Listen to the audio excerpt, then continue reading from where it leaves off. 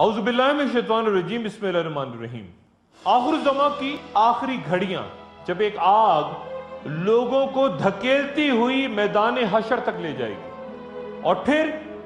کائنات دم توڑ دے گی، اس ساتھ کے ذکر سے پہلے ذرا مغربی ماہرین فلکیات کا ذکر کرتا چلوں جو تیزی سے اس نتیجے پر پہنچ چکے ہیں کہ یہ کائنات فنا ہو جائے گی، یعنی کہ قیامت۔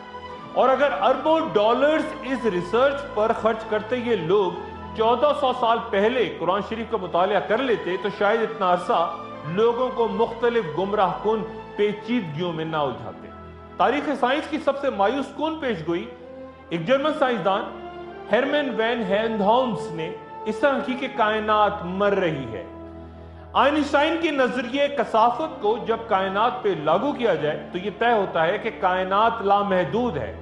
اور یہی خیال غالباً اقبال کے ذہن میں بھی تھا جب انہوں نے کہا تھا کہ یہ کائنات ابھی نا تمام ہے شاید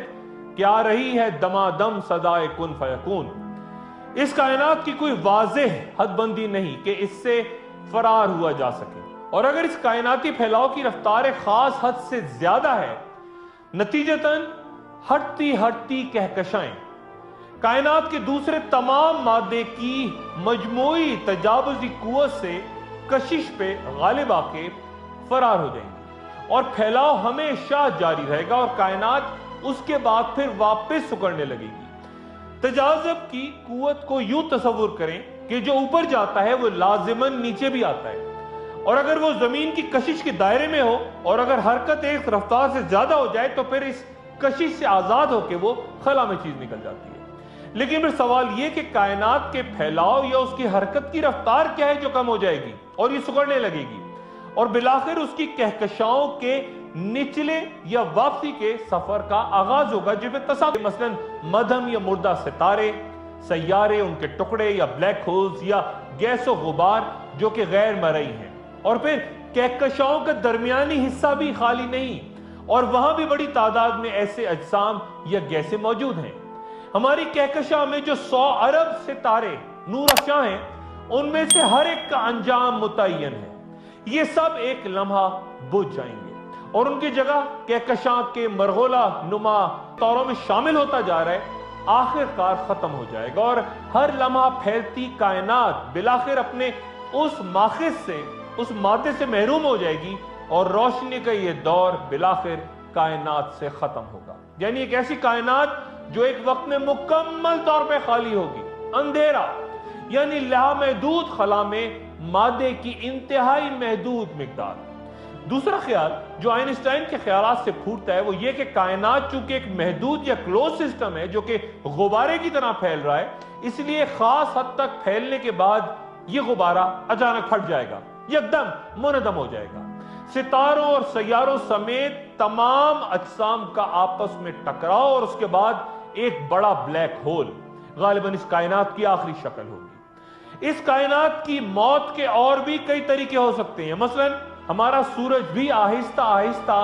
ارتکاز کے مراحل طے کرتا بڑے سرخ سخام یعنی ریڈ جائنٹ کی صورت اختیار کر لے، جو کہ اس کے موجودہ حجم سے 256 گنا بڑا ہوگا، اور پھر تیزی سے یہ سورج اپنی موت کی طرف بڑھے گا، اور اسی طرح دھماکے سے تباہ ہو جائے گا جس طرح سپر نووا ستارہ اپنی کہکشاؤں کے ساتھ فنا ہو گیا تھا، اور آخری ستارہ جو اس انجام سے دوچار ہوا تھا ماہرین فلکیات اسے کیپلر کا نام دیتے ہیں، کیونکہ زمین سے کچھ 20,000 شمسی سالوں کے فاصلے پہ ہوتی یہ بربادی 1604 عیسوی میں اٹلی کے کیپلر نامی سائنسدان نے اتفاقی طور پہ اپنی آنکھوں سے دیکھی تھی، اور یہ منظر 3 ہفتوں تک دنیا میں دیکھا جاتا رہا تھا۔ اس انجام سے دوچار ہونے کے بعد ہمارے سورج کی گرم گیسوں، شعلوں اور ان کے ٹکڑوں سے تمام سیارے بشمول ہماری یہ زمین بخارات میں تبدیل ہو کے گویا تحلیل ہو جائیں گے،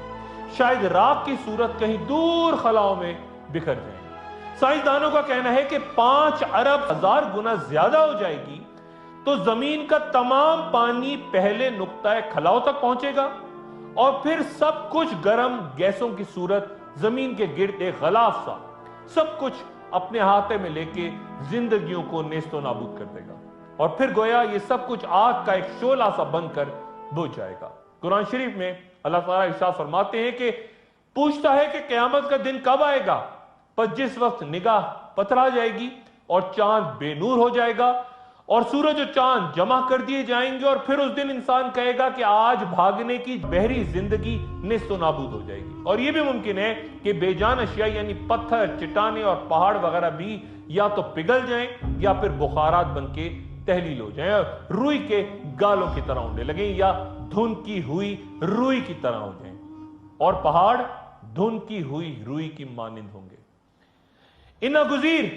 अलामात के अलावा भी चंद तबाहकुन आफात जमीन को खत्म कर सकती है। मसलन किसी भारी शहाब साकिब का जमीन पे गिरना या किसी कॉमेट सितारे का जमीन से टकराना, एक तबाहकुन एटमी जंग या रफ्ता रफ्ता खत्म होती ओजोन की वो हिफाजती तह या लेयर जिसके बाद सूरज की अल्ट्रा वायलेट शुआएं इंसानी जिंदगी के लिए कातिल होंगी, या फिर बर्फ की वो तह जिसकी मोटाई तकरीबन 1 मील है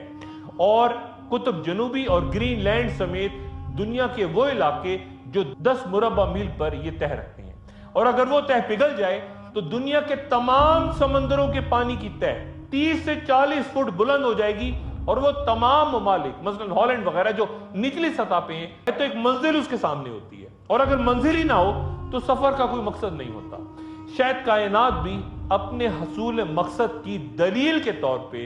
एक दिन फना होगी कि हर शय को मौत का मजा चखना है। इस वसीओ अरीज हर तरफ फैलती